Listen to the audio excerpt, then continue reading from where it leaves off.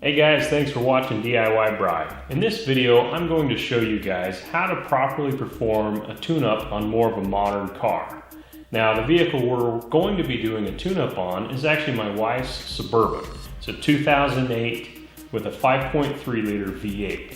Throughout this video, we're going to be covering specific tips on the tools that you use, the particular products that you use, with specifically some techniques on properly performing a tune-up on more of a modern engine. Now first off, I just want to cover some of the benefits of performing a tune-up. Performing a tune-up, typically you get an improved idle, improved fuel economy, an improved performance, and you also lessen the chance of mechanical breakdown.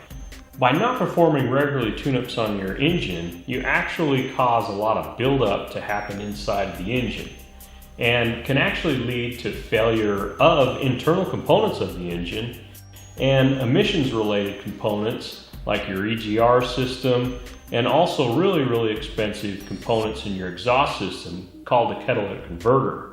If your engine isn't running at the proper performance, like it might be misfiring and not firing on all cylinders perfectly, it causes an excessive amount of heat inside the exhaust system and will prematurely cause your exhaust system to fail. Modern engines vary just a little bit from the older engines that we used to tune up. Modern engines have fuel injection systems versus carburetors. And the ignition system is a little bit different too. The older vehicles used to have what's called a distributor on them. That required a distributor cap and a distributor rotor to be replaced. Newer vehicles are going to be distributorless ignition systems, and they have typically spark plug coils that help generate the spark for the spark plugs. Now, when tuning up a modern engine, it still is fairly similar to doing an older vehicle. You're still going to be replacing your spark plugs, your spark plug wires, your engine air filter, your engine fuel filter, also the PCV valve. Cleaning the fuel system like your fuel injectors and your throttle body really helps out on modern vehicles. And in some cases, on some models, you may need to adjust the valves inside the engine. So on my Suburban, it's long overdue for a tune-up. Unlike the older vehicles that would require a tune-up every 15 to 30,000 miles, a more modern vehicle is typically recommended to be tuned up every 100,000 miles like my Suburban. Now, I'm at almost 135,000 miles, so I'm pretty long overdue for this tune-up. And it's actually started to misfire and set the check engine light. It's not running very smooth, so I'm hoping that by performing this tune-up, it's going to clear up my check engine light and make the vehicle run better. Alright guys, so now I'm going to pull my Suburban in my garage here and show you guys how to do the tune-up. My daughter has a soccer tournament in Mesquite and we're taking the whole family on a 600-mile drive. So it's in the middle of winter here in Utah and I've got a long drive to Nevada ahead of me. I really want to get this Suburban running good before I head out to Nevada.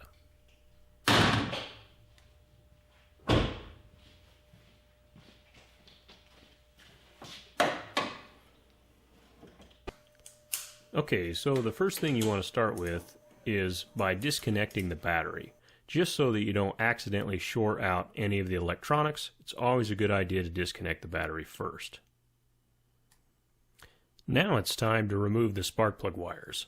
On this particular engine, it's a V8, so you're going to have 4 spark plugs on one side and you're going to have 4 spark plugs on the other side. Not all engines have spark plug wires. Some of them just have a spark plug coil that has a spark plug that goes directly down into the cylinder through the valve cover. This particular style of engine has a spark plug wire here that connects up to the coil and goes down to the spark plug. If you're going to be reusing your spark plug wires, you want to be really careful when removing them. We're going to be replacing the spark plugs wires in this case, so it's not a real big deal. We can go ahead and get pretty aggressive by tugging and pulling on these spark plug wires, and it's not going to matter if we damage the wire because we're going to be replacing them with new ones. However, if you didn't have spark plug wires to replace it with, you would want to be really careful when removing the wire. So now you just want to continue on by removing all the spark plug wires. Sometimes it's fairly hard to remove the wire and you've really got to wiggle the wire back and forth pretty aggressively to get the spark plug wire off the spark plug. Now sometimes it works out best to actually get a set of pliers and pull on the spark plug wire to remove them. Alright, so when doing the spark plug wires, it's always a really good idea to get a new set. I had to get pretty aggressive with this set of wires and actually broke a little section there that you'd either have to repair or fix. So even though the wire might be okay before you're going to pull them off, they usually get beat up from just getting aggressive and trying to pull them off. Sometimes it's handy to have a set of pliers like these. These are spark plug wire pliers that are specifically designed to fit around the spark plug wire and actually pull up on the spark plug wire to get it off the spark plug. As far as the grade of spark plug wires that I recommend, get the best quality wires that you can really find. Typically the inexpensive spark plug wires really cause a lot of resistance in the spark, and you don't get quite as good a spark with the inexpensive wires. Okay, so on this engine you've really got to get up in the engine compartment and just kind of lay on top of the engine in order to get to the back spark plug wires. Alright, so now that you've got all the spark plug wires removed, it's time to remove the spark plugs. Now you do this using a ratchet and preferably one with a flexible head like this one I've got here. I've also got a couple extensions. I like to use two different size extensions because sometimes you need to be able to change the length of your extension. And if you've got just one long extension, it doesn't always fit into the spot that you're trying to reach. So if you've got two, you can disconnect in between the two extensions and easily change the length of the extension. So basically what I have here is a spark plug socket that's designed to remove spark plugs and the couple extensions and the flexible head ratchet. Alright, so another tool that I like to have is an extension with a lock on it that I can hook into my spark plug socket. A lot of times when you go to pull on your spark plug socket, it'll actually come disconnected from the extension if it doesn't have a little lock on it like this one here. Okay, so first you take your extension in your spark plug socket and you insert it onto the spark plug. Push it on all the way, and then you go ahead and grab your ratchet and connect it onto your extension and go ahead and remove the spark plug. Now typically I'll go ahead and loosen up the spark plug with the ratchet first, and then once I get it loose enough I can just twist it out with the extension in the socket by hand.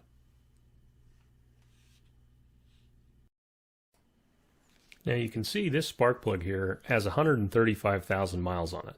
This spark plug is made out of an iridium tip, so you only need to change the spark plugs out every 100,000 miles. Now on older vehicles that were built back in like maybe the 90s and the 80s, they put a spark plug in them that had a copper tip on them. The copper tip spark plugs are a lot softer and typically only last about 15 to 30,000 miles. Now I went a little bit longer than what I should have on this particular engine and pushed these iridium tip spark plugs all the way to 133,000 miles, and I was starting to get a misfire bad enough that it actually set the check engine light.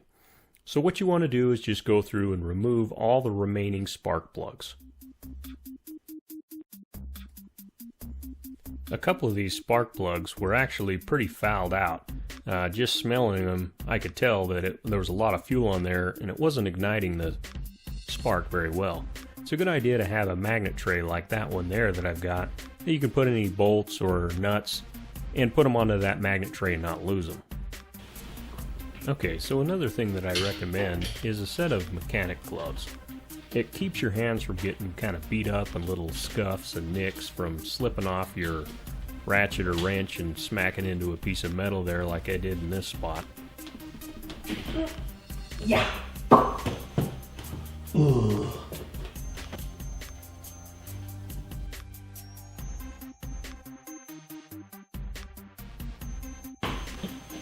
This back spark plug, you've really got to get in here and just kind of lay on top of the engine in order to access the back spark plug. Extension and socket on the spark plug first, and then attach the ratchet, just because it's easier to get the spark plug socket down in the hole without the ratchet on there. And then once you get on there, then put the ratchet onto your extension. Okay, so as far as the brand of spark plug you should use, I highly recommend putting in the exact original equipment spark plug. The original type and brand of spark plug that goes in your vehicle. Now, in the wife's Suburban, it's an AC Delco Iridium spark plug is what originally came with it. Now, the engine and the ignition system was specifically designed to run with these spark plugs. I really don't recommend changing to different types. I recommend going with the original type. Even some of the newer vehicles today also use the tip, just like the older ones, made out of copper. So make sure you look up a specific type, whether it be copper or iridium or platinum or nickel, and what brand that it is, and put in the original type spark plug. Now, many of the copper spark plugs, you need to actually gap them with a spark plug gap tool like this one here. The iridium and the platinum tip spark plugs, you don't want to put the gap tool in there because you can actually ruin the tip. So it's not recommended to gap the iridium or platinum, but it is definitely recommended to use a gap tool on the copper tip spark plugs. And make sure you pick up some anti-seize to put on the spark plug as well. Alright guys, so now it's time to install the new spark plugs. And before you twist them back into the engine, it's a good idea to get some of this anti-seize and put it just on one side of the spark plug there, and then go ahead and thread it into the hole. Installing the anti-seize isn't an absolute requirement, but it's highly suggested, just in case you have to remove the spark plugs later and they got seized in the motor. They might actually strip the threads out when you go to remove the spark plugs. Putting the anti-seize just prevents that from happening. And I first just get the spark plug finger tight with the extension on there, and then grab your ratchet and connect it to the extension. And just tighten it up enough to where it's tight, but don't tighten it too far that you strip out the threads. Okay, so in addition to your standard size ratchet, I strongly recommend getting some smaller ones as well. A lot of times it's really hard to fit your larger ratchet in some of the tight spots, and a smaller one like this one here, or even a really small 1/4 inch ratchet with a small extension and a little adapter here to fit your spark plug socket. This allows you to fit into some really tight places. Specifically on my wife's Suburban, on the passenger side, the back spark plug is really hard to get to, and this makes it really easy to get in there with a real small setup like this. Another thing that's nice to have is just a basic light. This is a nice magnet LED light. Actually, the Toyota parts department gave this to me for free, but I'm sure you can pick up something that will work. Something that I highly recommend is picking up some dielectric grease. Dielectric grease keeps from corrosion happening in between your spark plug and the wire, or in between the wire and the coil. A lot of times moisture can get in between those connections and cause corrosion, which will eventually lead to resistance in spark. By putting this dielectric grease in there, you lessen the chance of moisture getting in there and ruining the connection. Okay, next you want to take your spark plug wire and your dielectric grease and put some dielectric grease into each end of the spark plug wire like that. Right on the little connector is where you want the dielectric grease. And then on this particular motor, it has these little heat protectors to protect the wire from melting against the exhaust manifold. So you put those back on there like that, and then just take the wire and connect it onto the spark plug first, and then go ahead and push it up onto the coil and connect it firmly into the coil as well. Now, I've already gone through and replaced all the spark plugs on the engine, so now basically what I'm doing is getting the rest of the spark plug wires and installing them on the engine. Now, many engines out there will have spark plug wires that are all different lengths. You'll have one length that goes to one cylinder and another length that goes to another cylinder. On this particular engine, all the spark plug wires are the same exact length, so we don't have to worry about matching up the correct length to each cylinder. Each wire is all the same, so it makes it really easy. We just go through and install all the new spark plug wires on the engine at this point. Always make sure that your wires are not resting against the exhaust manifold, because that'll burn through the wire later. Alright, so the next step into performing a tune-up is to go through and clean the throttle body. Now, to do this, you simply just remove the air horn off of the throttle body and spray in a bunch of cleaner into the throttle body plate and inside the throttle body bore and wipe it out. By cleaning the throttle body, you're going to improve the throttle response, you're going to improve the idle, and just overall performance. So the first thing you do to clean the throttle body is you loosen up this clamp here using an 8mm. You've got to pull on this little thing, this little tab right here, and just pull that up and off, and then pull this off here by just wiggling this back and forth. There's also a little PCV hose over here on this side that you undo. There's a clip that hooks this air horn to the radiator hose, and I use this panel popper here to pop that off. Now you can just kind of lift and push that out of the way there. And then you can see this here is the PCV hose that just unhooks from off the side there. Now to do this, you just take your throttle body cleaner and spray it into the throttle body.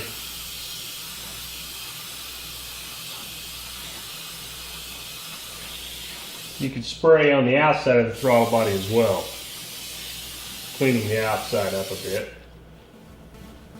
And get you an old rag. Just make sure that it's clean. And clean the throttle body out.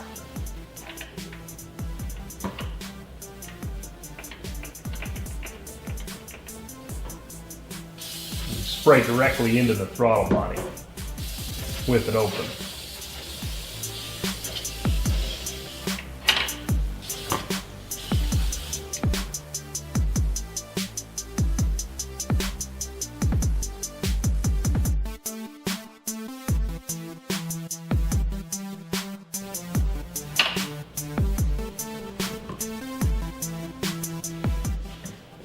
After you've cleaned the throttle body, it's a good idea to check the air filter.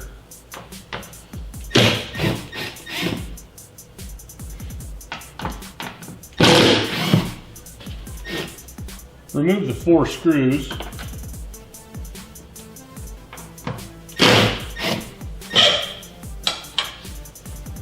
This final screw down here, it's going to be easier to have this long extension on it.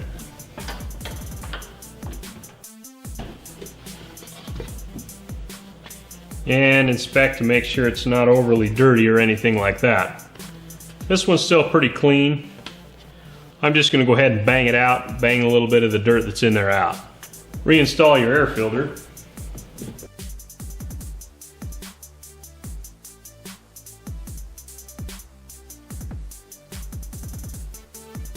It's always a really good idea to make sure that you've got the filter lid back on tight and you don't have it any gaps or anything missing to where the air filter isn't going to seal up correctly to the air filter housing.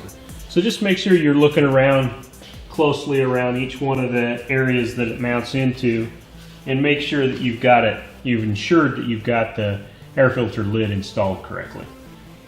Alright guys, so not every vehicle has a fuel filter that's serviceable. Some vehicles, like my wife's Suburban, the fuel filter is part of the fuel pump, but many Suburbans actually have a serviceable fuel filter, and many vehicles out there also have a serviceable fuel filter. Alright guys, so in addition to replacing your filters, I highly recommend picking up a fuel injector cleaner. Something that you either can put directly into the fuel tank, or something that hooks up into the fuel rail system and runs off of that specific cleaner will be really helpful as well. The one thing with doing that is it will require some additional tools to be able to do that. Otherwise, just putting in something in the tank is going to be better than not using any type of fuel injector cleaner. All right guys, just finished up the tune-up on my Suburban. Got the spark plugs replaced, the wires, cleaned the fuel system. Hopefully it's going to take care of my check engine light and improve some performance.